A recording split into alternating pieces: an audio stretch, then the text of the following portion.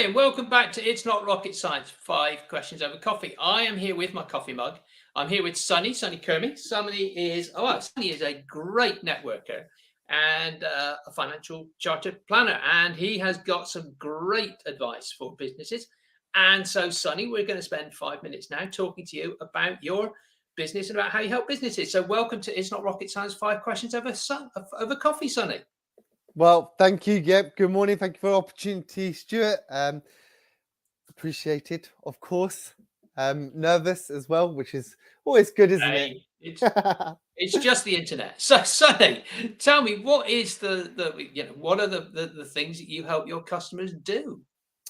Ultimately, I think literally in a sentence, it would be less scared and in more control of their financial future. In a nutshell, that's exactly what I do in one sentence.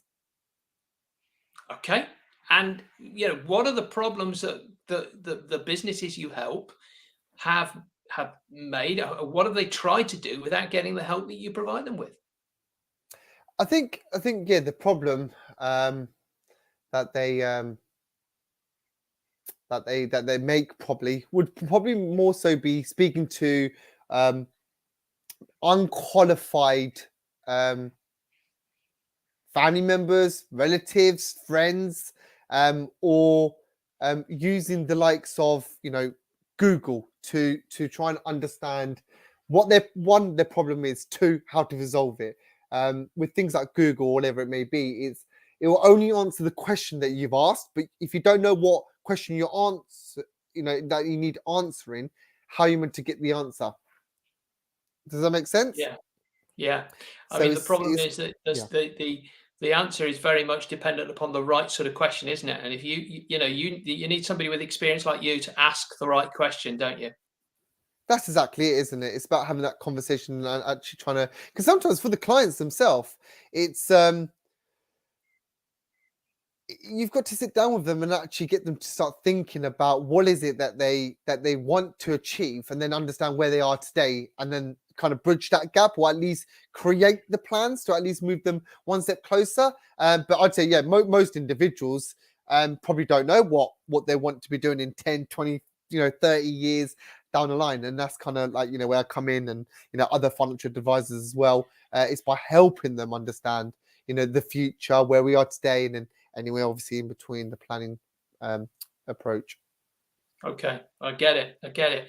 Sonny, there must be something that some valuable piece of advice, something you can give people now that will help them to understand that without sort of get them started on that journey of understanding how they do that and build their wealth portfolio.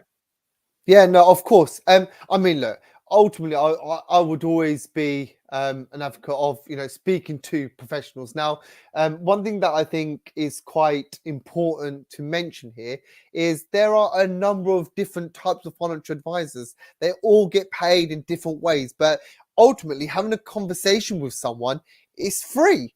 You know, there will be people that your friends know, your family know. Pick up the call and just say, look, ultimately, I wanted to get more control over my finances, or start saving for the future, whatever it may be, but I don't know where to start. A conversation with someone that's a qualified professional will always be able to assist in regards to getting the ball moving. But if someone wants to do it off their own back, there's a number of different books that one can read. There's a lot of information and resources. You see, the word I used there was information and resources that are out there. And that might give you a great understanding of, exactly, what is, planning, what is finance, what is, debt, what is budgeting, what is savings, what's investments. You can get bombarded, but it all comes down to time. It all comes down to what you're trying to achieve. Why is it important for you today, and how much time have you got to allocate it to that time? Brilliant. Look, there must be a book or a course or something that you took or read, which really sort of started you to understand your journey. What is that thing that you can recommend to the audience that might help them to understand how they should be putting their financial future ahead of whatever else they're doing at the moment?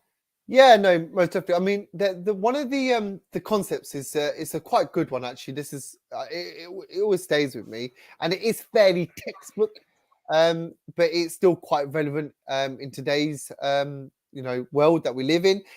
It's the financial triangle. Um, that's something that people can just quickly research, and it will show you the hierarchy as the pyramid gets to the top. What you should be thinking about later down life, what you should have, i.e., your foundations. That's a great concept to potentially follow here. I say, it ultimately needs to be the right thing for the right person. Um, but something that I've watched, which was I find quite interesting, especially for people that want to just get a quick overview of certain areas of finance, is a program called Money Explained. Uh, Mhm. Netflix. They've got, I think, three different series, and that is quite fascinating. I have to admit that was quite good because it's 20 minutes per clip, and it gives you just a little bit of an understanding of that one topic, and the world that we live in today. So those two things I would say, go and see, go and view. I think it will definitely add value Okay. to who you are. I think that's the first time anybody's mentioned Netflix on It's Not Rocket Science, Five Questions Over Coffee. So well done to you, Sonny, for bringing us something new on that one. Sonny, but in terms of other things, there must be one other question that you're thinking at the moment that I should be asking you that I haven't. So what's the question? And please answer it for us. What's the question? And please answer it for us. Um, I'd probably say, how did I get into what I do today, and why do I do what I do? Is probably the question that I think um, you haven't asked me. Um, but I think it could be of value. So the first part of me answering my own question here is, how did I get into the industry, or how did I get into what I do today? The simple answer is family. My family background is in finance. I actually started in the financial services industry at the age of 16. Wow. I actually did my work experience at the age And, of and 15. you're only 21 now, Sonny. So that Of course, you're so kind. But no, yeah, no, I did my work experience at the age of 15 at Lloyd's TSB in Hertfordshire. And I got on quite well with the local regional director. And he offered me a job near enough the day I turned 16, or the day after, shall I say. And that's exactly what I did. I worked for Lloyd's TSB, my first ever job at the age of 16, the day after my 16th birthday, shall I say.